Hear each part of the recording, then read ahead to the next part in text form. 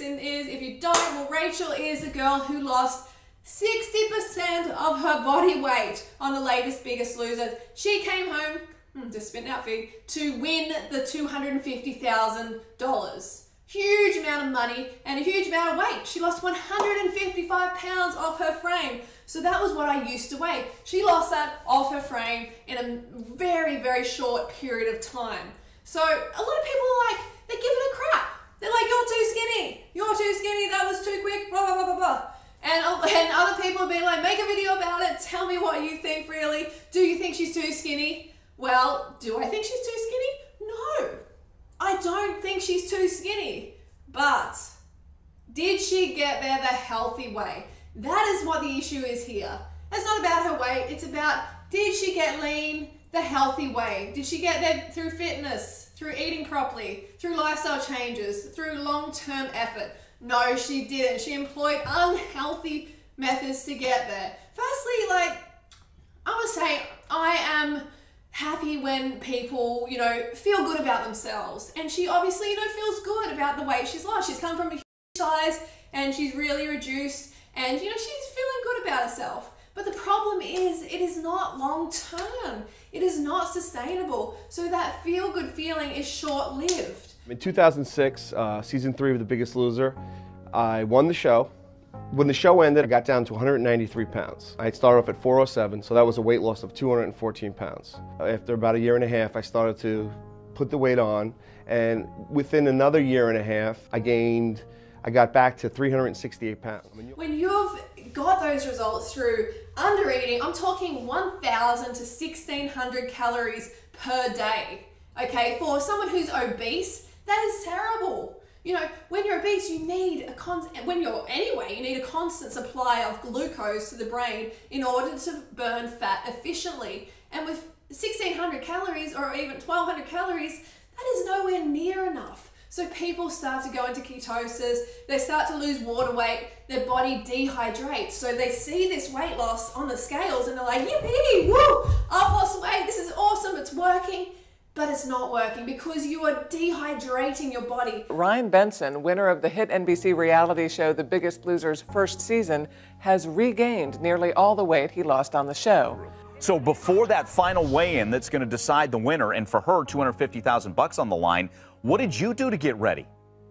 I did some crazy stuff, and my wife did not like it at all. The last 10 days, I went on what's called the Master Cleanse, where I just drank lemon juice and cayenne pepper and a little bit of maple syrup. Wow. And in the last 24 hours before the final weigh-in, I put nothing in my body at all, and I sat in a sauna and I ran on a treadmill in a rubber suit and did whatever I could. It was very unhealthy what I did. There's no question about it. Yeah, so you want to do whatever you can to secure victory here. With that kind of money and that title on the line, you're going to take it to the nth degree, right? Yeah, that's exactly how I felt. So what happened after you win? Do you exhale and a little bit of that weight comes back? Oh yeah, I think my finale was on a Thursday, and by that Monday I had gained about 30 pounds. In a matter of days. Weight, and it just came right back. But what these shows depend on is water loss on the scales. Obese people have tons of water weight to lose off their body because there's suspended so much toxins in the body that the body has to hold on to a lot of water to dilute those toxins. Okay, so when we drop the carbohydrates out of the diet, then we drop water out of the diet, which is unhealthy. We actually need that water to dilute those toxins. It needs to happen gradually.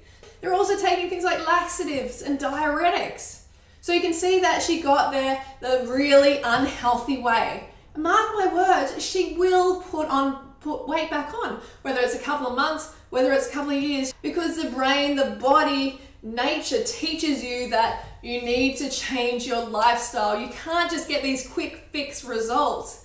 Well, you can get those results, but guess what? They're not gonna last.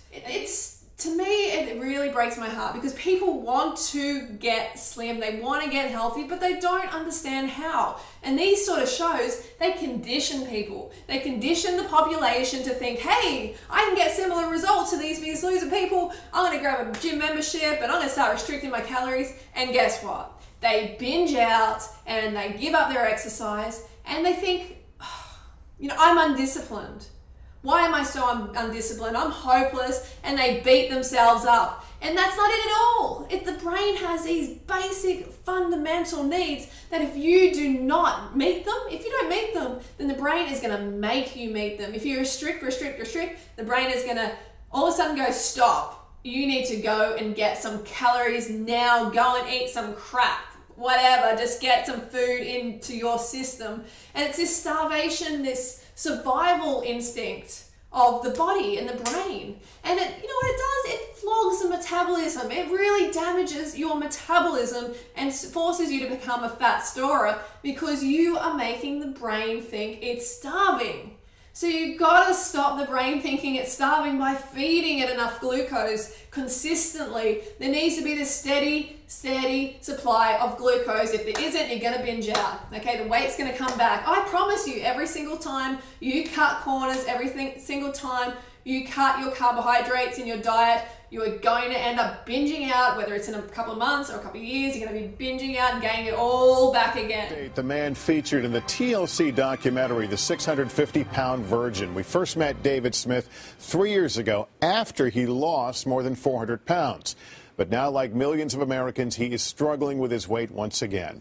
NBC's Janet Shamlian sat down with him for an exclusive interview. It was a staggering weight loss.